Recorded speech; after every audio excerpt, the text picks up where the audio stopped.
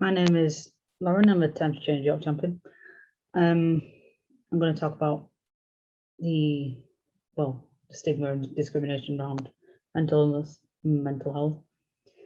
So today is going to be about the stigma that obviously still exists around getting treatment, and in particular going to therapy and going to counselling. I recently went back to counselling after, throughout my adult life, I've been in and out of counselling for various forms, probably a good dozen times, which is kind of what happens when you've got various mental illnesses. But yeah,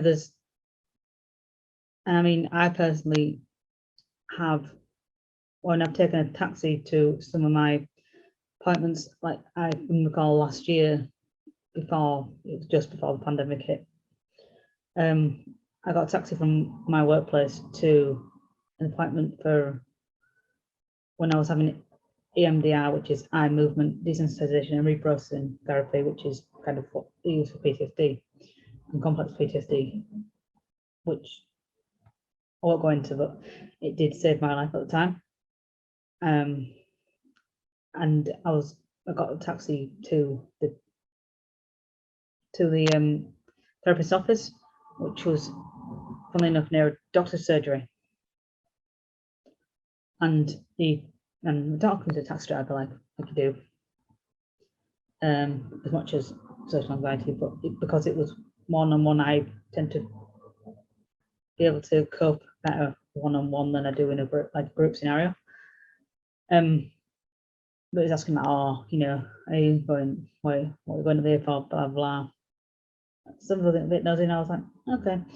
And I lied, and I was just like, well, I've got a problem with my ankle. This was the first time I went to that problem with my ankle. I'm going to doctors to get checked out. I was like, oh, okay. And the second time it was a taxi driver, and I said, oh, I've just been diagnosed with this thing called hyperability, which again, I won't go into it because it's not relevant at the moment, where my joints are moved out of normal range, and they want to check on, whether I've got right spine plus. So I lied again, because at that point, I didn't want to be rejected in that conversational space, at the fear of being stigmatized again, because at that point, I was still quite vulnerable. There's nothing wrong with being vulnerable, because vulnerability is strength, and I've kind of believe that quite strongly, especially over the last 6-7 months, even year now. But yeah, I didn't want to say why I was going there, because I was scared of the reaction I'd get, frankly, and I didn't want to get a negative reaction, because I know what it's like to be stigmatized, because I would have expected the, oh shit, you're a right freak, aren't you? Oh yeah, you're funny and edu, that kind of thing. And I just wouldn't have been able to take it. And nobody should be feeling like that. But at the moment, that's where we're at. And this is kind of why I'm involved with what Time to Change York do, because we shouldn't be ashamed to talk about mental illness, because it's an illness. It's, in the end of the day, and I don't like doing the physical versus mental illness thing, but end of the day, it's being unwell. It's like having asthma, having chronic illness, having a broken ankle. It's like that. It's not anything we should ever be ashamed of.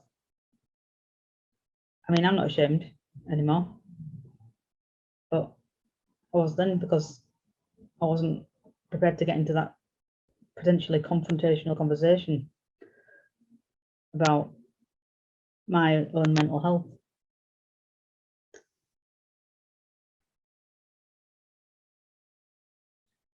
But now, since I've gone back to counselling, and nobody seems to talk about the fact that you don't always find the right counsellor the first time round, and the fact that you can't always find it on the NHS for free, and not everyone has the privilege to be able to pay for it. I'm fortunate enough that I'm able to afford at the moment to go private, and at the moment the counsellor I'm working with, I have a really good rapport with him, and things are going quite well, and I'm finally working through lots of things that I've not worked through for quite a long time, which is really, really good. But it's the stigma around that somebody with having mental health problems and saying that, oh, you're too complicated, and oh, you know, it's like just your anxiety, or it's just your depression or something else, when it's not. It's not always. It's sometimes you just need to listen to the person who has that lived experience, because they're still a person with a mental illness, not just that illness.